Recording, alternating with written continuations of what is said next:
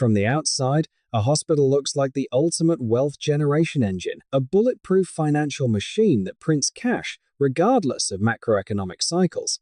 Think about the logic. People get sick in booms and they get sick in recessions. Patients walk in through automatic glass doors, receive medical treatments, get handed a jaw-dropping $50,000 bill, and insurance companies write massive checks to cover the tab. Private equity firms drool over these balance sheets, and Wall Street executives view regional health systems as monopoly assets with infinite pricing power. It sounds ridiculously simple. Buy the real estate, hire the white coats, charge top dollar for emergency care, and harvest the high-margin spread. But in the brutal world of healthcare economics, what looks like a money-printing cathedral from the street is, from the inside, one of the most dangerous, highly leveraged, and unforgiving financial traps ever devised by modern capitalism. A hospital does not sell medicine, pharmacies sell medicine. A hospital sells something far more volatile and catastrophically expensive. It sells continuous, uninterrupted access. It sells the privilege of having 300,000 square feet of sterile concrete, multi-million-dollar imaging suites, and elite medical specialists standing by at 3 o'clock on a Tuesday morning, whether a single patient walks through the door or not. Unlike a footwear factory that can throttle production down during a quiet quarter, or a software company that scales server bandwidth on demand, a hospital cannot shut down its operating rooms to save on heating bills. The lights must stay on. The climate control systems must maintain exact sterile air pressures. The trauma team must remain fully clocked in and compensated. This single operational reality creates a terrifying economic formula. Your baseline operating expenses are completely fixed and astronomical, while your revenues are wildly unpredictable and controlled by external forces that despise you. Before a single bandage is unwrapped, before a single IV drip is administered, your cash burn rate is already running at millions of dollars per week.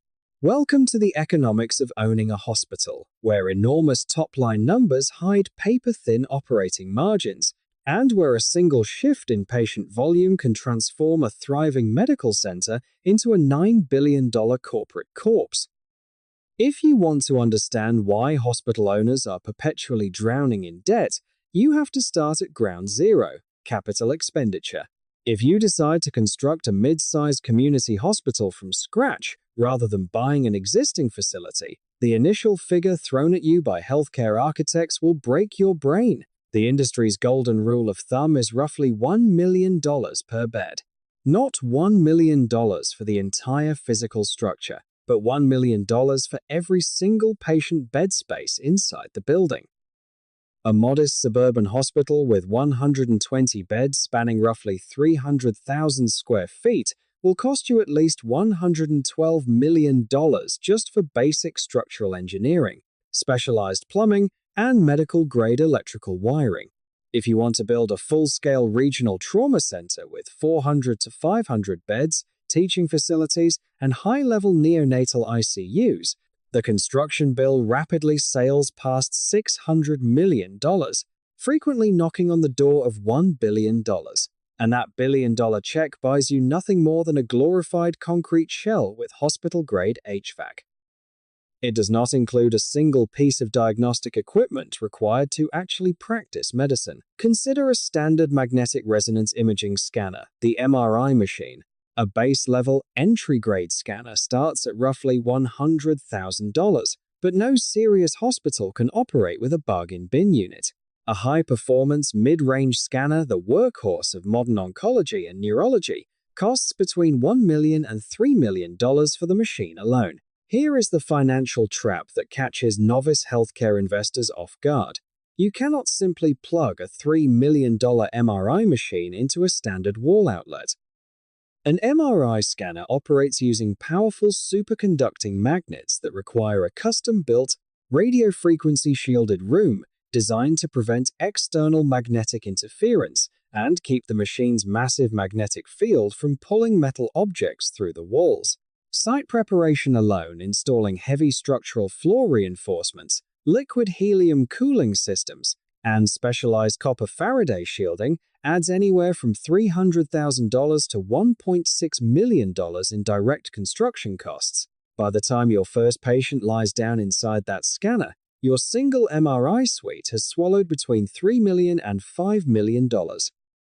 Now, multiply that eye-watering capital outlay across every specialized department a competitive hospital requires. Computed tomography, CT scanners at $2 million a pop, cardiac catheterization laboratories at $3 million each, hybrid surgical suites equipped with robotic arms pushing $4 million, and neonatal intensive care pods loaded with incubators and continuous monitoring telemetry. Before you hire a single registered nurse, before you print your first ID badge, you are staring at hundreds of millions of dollars in fixed asset depreciation and heavy debt servicing costs that tick away every single second of the day. Even if you possess an infinite war chest of capital to construct a state-of-the-art facility, you cannot simply open your doors and invite sick people inside. A hospital is one of the most aggressively regulated, politically protected, and legally litigious physical structures a private investor can possibly own. The regulatory toll booths alone will drain millions of dollars from your operating accounts long before a single bed is occupied. In 35 U.S. states, your project must first survive a government-mandated obstacle course known as the Certificate of Need, or CON laws. Under CON regulations, state healthcare boards hold public hearings where existing hospital competitors are legally invited to argue that your new hospital is unnecessary for the community. If state regulators determine that the surrounding area already has enough hospital beds, your $200 million development project is summarily executed on the spot, regardless of how much money you have already sunk into land acquisition, architectural blueprints, and legal retainers. Competitors routinely utilize CON laws as a corporate moat to protect their regional monopolies and starve new entrants out of existence. If you somehow manage to obtain a Certificate of Need, your next financial nightmare is accreditation. Regulatory agencies and independent safety boards such as the Joint Commission must inspect every square inch of your facility, auditing fire suppression systems, air exchange rates, and infection control protocols. This accreditation process routinely drags on for 12 to 18 agonizing months. During this dead zone, your pristine, fully built hospital sits entirely vacant, generating precisely $0 in patient revenue while you continue paying property taxes, security detail, facility, climate control, and debt interest payments running into hundreds of thousands of dollars per month. Then comes the most sinister recurring expense on the balance sheet: professional liability and medical malpractice insurance. A modern hospital is a giant legal target walking through a minefield. Insurers calculate premiums based on the assumption that catastrophic surgical mistakes, misdiagnoses, and emergency room errors are not a matter of if, but when. Depending on the state jurisdiction and the complexity of services offered, such as obstetrics and neurosurgery, which carry astronomical risk profiles, a mid-sized facility will cough up millions of dollars annually in malpractice insurance premiums before a single patient claim is ever filed. When you aggregate the legal fees, licensing delays, accreditation carrying costs, and liability insurance retainers, hospital developers routinely burn an additional 10 to 20% of their entire capital construction budget just to obtain the legal permission to flip the front door sign to "Open for Business." Congratulations! You survived the regulatory gauntlet, spent $200 million on construction and imaging equipment, secured your accreditation, and officially opened your hospital. Now, the real bleeding begins, because the moment your doors unlock, you enter a financial furnace driven by rigid, non-negotiable operational expenses that refuse to bend to market conditions. First and foremost is labor, the undisputed heavyweight champion of hospital expenses. Human capital eats up approximately 60% of a hospital's entire operating budget. Doctors, registered nurses, nurse practitioners, radiologic technologists, clinical pharmacists, medical billing coders, janitorial crews, and armed security guards must be continuously present on site 24 hours a day, 365 days a year. Unlike a retail store or a software firm, you cannot simply send half your staff home on a slow, rainy afternoon to protect your margins. State nurse-to-patient ratio mandates and emergency room trauma center classifications strictly govern minimum staffing levels. If your emergency department receives 30 trauma patients in a night, you need your staff. If your emergency department receives 3 patients, you need the exact same baseline staff sitting in the break room getting paid full hourly wages. Compounding this structural rigidity is a severe, systemic labor shortage that has sent healthcare wages skyrocketing. Over the past 4 years, registered nurse salaries have surged roughly 27% faster than general economic inflation as hospitals engage in brutal bidding wars for talent. When local nursing pools dry up, health systems are forced to rely on travel nurse agencies, paying extortionate contract rates of $100 to $200 per hour per nurse just to keep their units legally operational.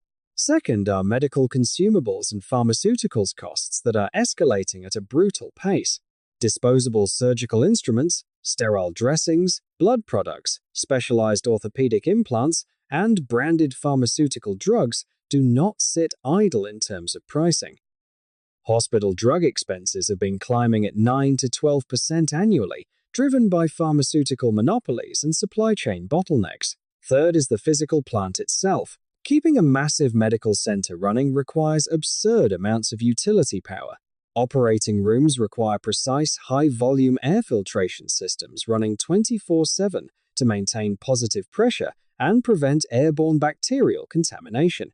Power grids, backup diesel generators, and industrial chillers must be continually maintained because a power outage in an intensive care unit is a fatal event.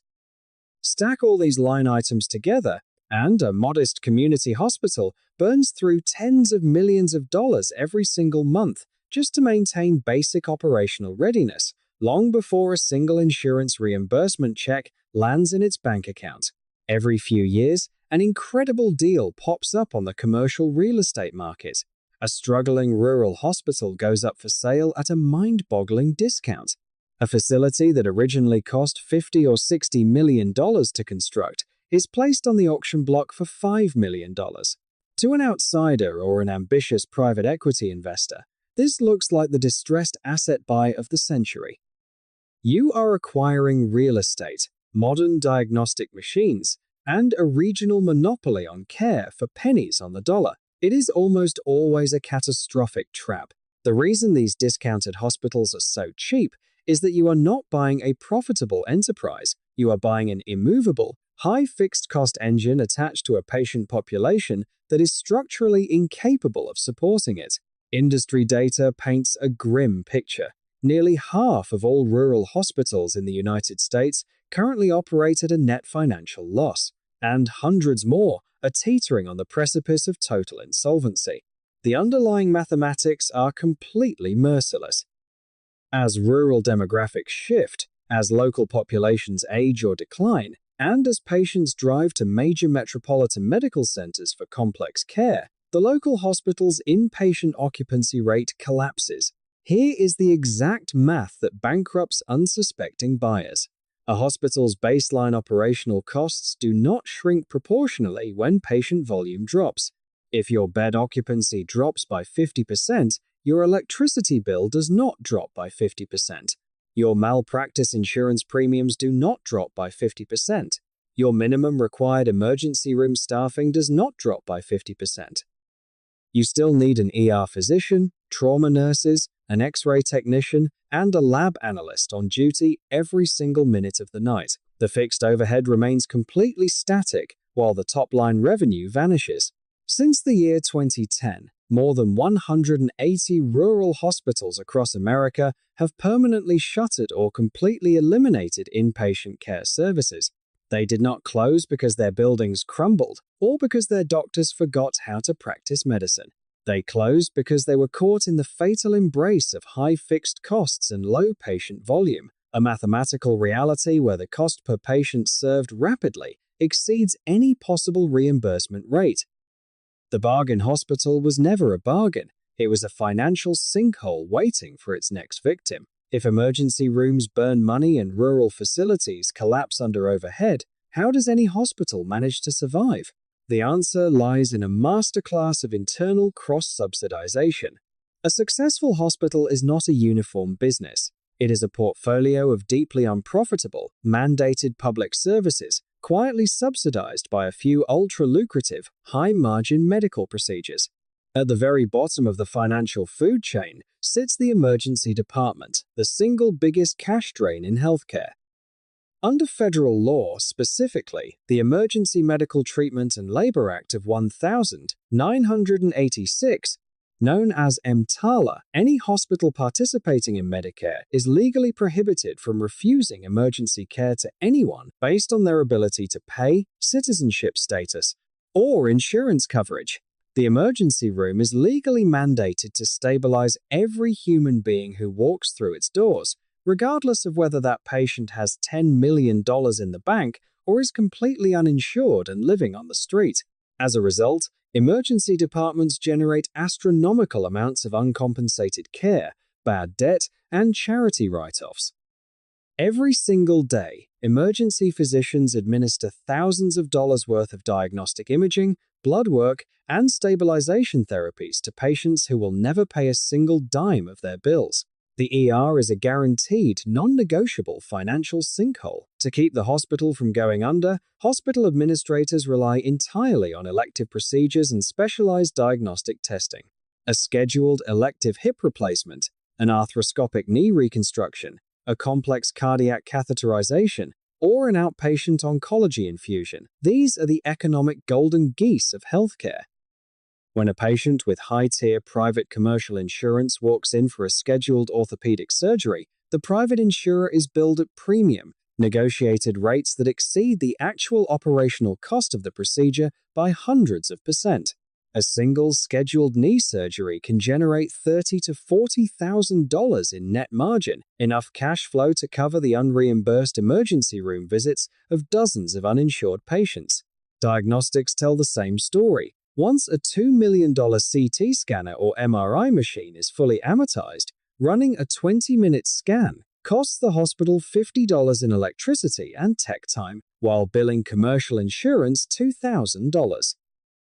Modern hospital administration is a continuous high-wire balancing act. If your high-margin elective surgery volume drops even slightly, or if your emergency room uncompensated care spikes, your internal subsidy engine seizes up, and your entire balance sheet turns bright red. The most dangerous mistake an outsider makes when looking at a hospital's financial statements is confusing gross charges with actual collected revenue. When you see news reports about a hospital sending a patient a $50,000 bill for a 2-day stay, you might assume the hospital just cleared $50,000 in cash flow. In reality, that $50,000 figure comes from the hospital's charge master, a fictional, inflated price list that virtually nobody actually pays. What a hospital actually collects is dictated by a brutal variable known as the payer mix. The payer mix is the exact percentage breakdown of who is paying your hospital's bills, and it is the ultimate deciding factor between record profits and sudden bankruptcy. At the top of the food chain are commercial private insurers, companies like United Health, Anthem, and Blue Cross Blue Shield. Commercial insurers pay negotiated rates that allow hospitals to generate healthy margins on medical care. In the middle sits Medicare, the federal health insurance program for seniors aged 65 and older. Medicare does not negotiate prices. The federal government sets fixed reimbursement schedules through diagnosis-related groups, or DRGs. Medicare reimbursements are notoriously tight, often reimbursing hospitals at 95 to 100% of the actual cost of care. You do not get rich off Medicare. You merely break even if your operations are exceptionally lean. Near the bottom sits Medicaid, the state and federal program for low-income individuals. Medicaid reimbursement rates are notoriously terrible, routinely paying hospitals 40 to 60 cents on every dollar of actual operational cost incurred to deliver the treatment. Every time a hospital treats a Medicaid patient, it is actively losing money on the transaction.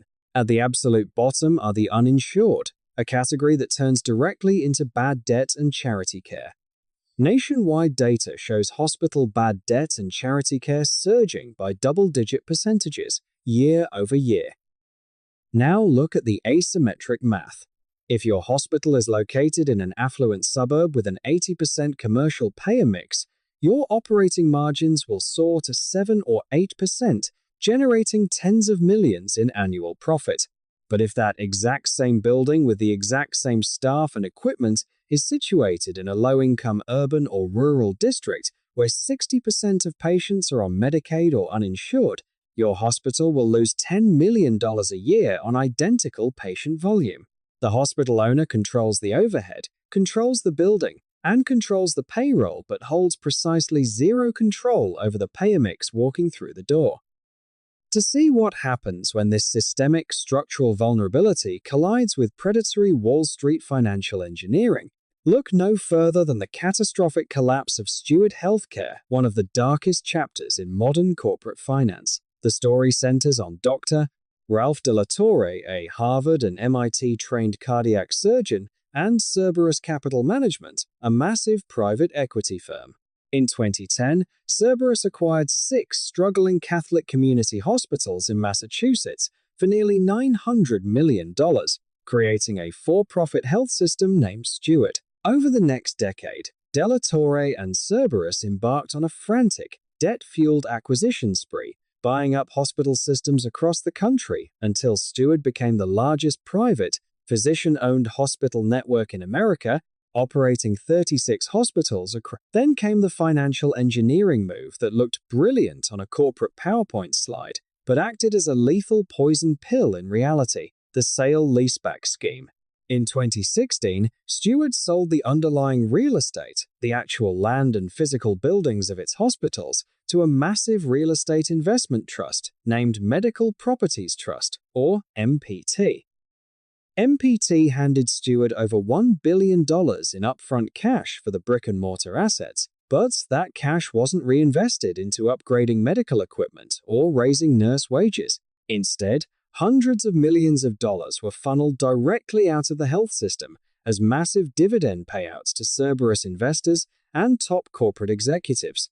Cerberus eventually exited its ownership stake in 2020, walking away with a reported $800 million in profit.